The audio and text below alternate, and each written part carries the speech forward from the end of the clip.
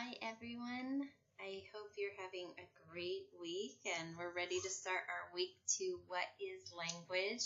I've been really enjoying learning all about you, getting to meet you, and I'm really excited about this class and all the students that are part of it. I think we'll be able to learn a lot from each other.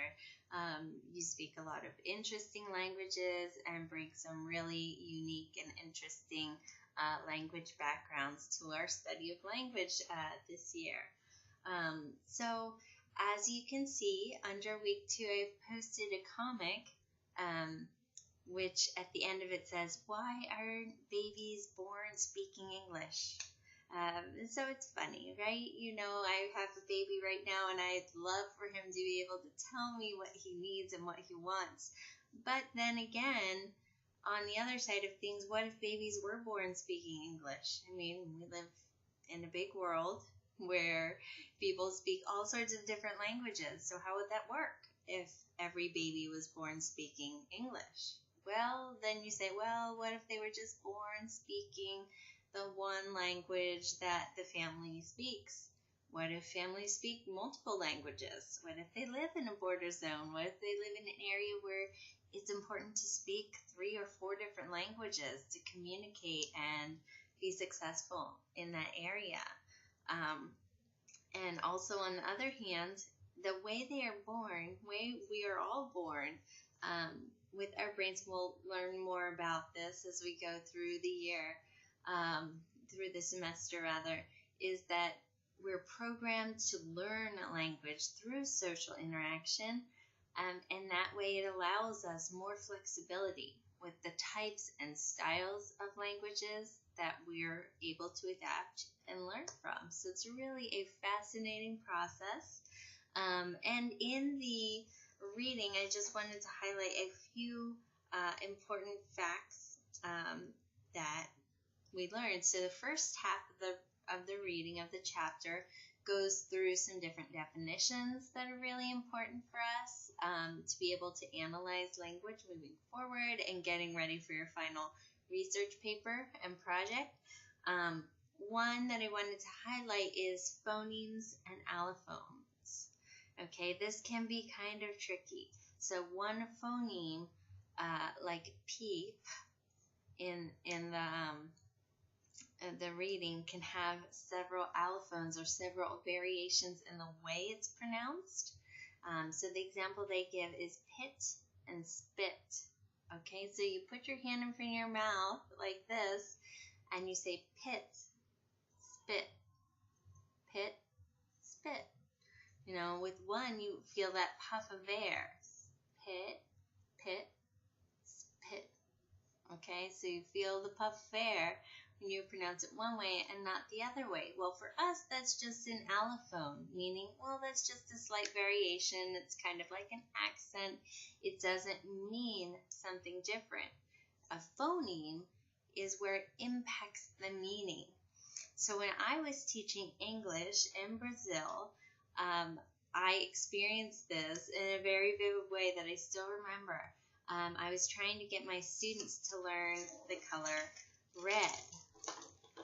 Okay, so I had, okay, this is red right here. You know, this is red.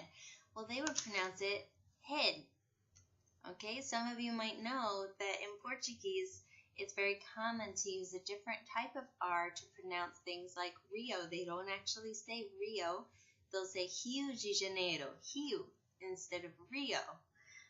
So for us, that's not an R sound. That means something different. Head is this, red is this. So I kept trying to draw it for them, and they're saying, oh, no, that's just an accent thing. And I said, not in English. In English, it means something different. And what I was saying was, in English, that is a different phoneme.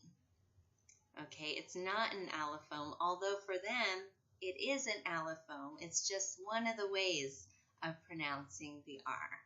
Okay, hopefully that gives you a little more idea of what they're talking about there with the phonemes and the allophones. Then I also wanted to point out that Chaiga does an excellent job of pointing out that when we say ungrammatical, that means not like someone is incorrect in how they're speaking. Ungrammatical is used only to point out that, okay, this variety, speakers of this variety do not speak in this way. So it is ungrammatical, meaning it's not the way that they use their language. Okay, so it's different from, think about your old English classes and your teacher would say that's an ungrammatical sentence. That's not the way we're using it in this class in the scientific study of language, which is linguistics. And we're also focusing on how language is social. Okay, it's brought about through social interaction, and that is what gives language meaning. So this week, first you'll read your chapter, and I have some excellent TED Talk videos, which I think you're really going to enjoy, especially probably people who have children, like Francisco, Dora. I think you'll really love it.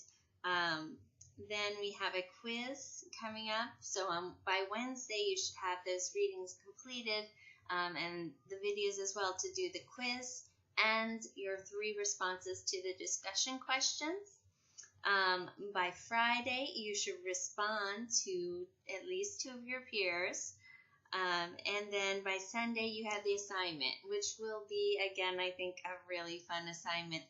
Remember that with each of these assignments, these are sort of short, possible topics for your ending research paper. So think about, if this is something that I'm interested in pursuing for my final research paper. So what you'll be doing is finding a young child, preferably 6, maybe 7 is okay, or younger, and observing their language, audio record their language, and listen several times. There's more detail in the assignment sheet there. And then you'll analyze their language, specifically referring to Chapter 1 and also what you learned from the TED Talk videos. So I think that's everything. I'm really excited to see what you come up with from your assignments and your discussion this week. And if you have any questions, there's also a place on the discussion board, an optional thread, where you can ask questions about any of the class material, and also feel free to email me at any time. Good luck. Bye.